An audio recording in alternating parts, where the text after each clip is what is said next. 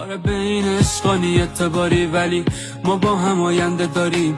احتیاج به یه اتفاق بود و تو رو دیدمت اتفاقی. بس نگاه به من ستاره رو تنت انداخته، برق بذار یکم بهت نزدیک بشم.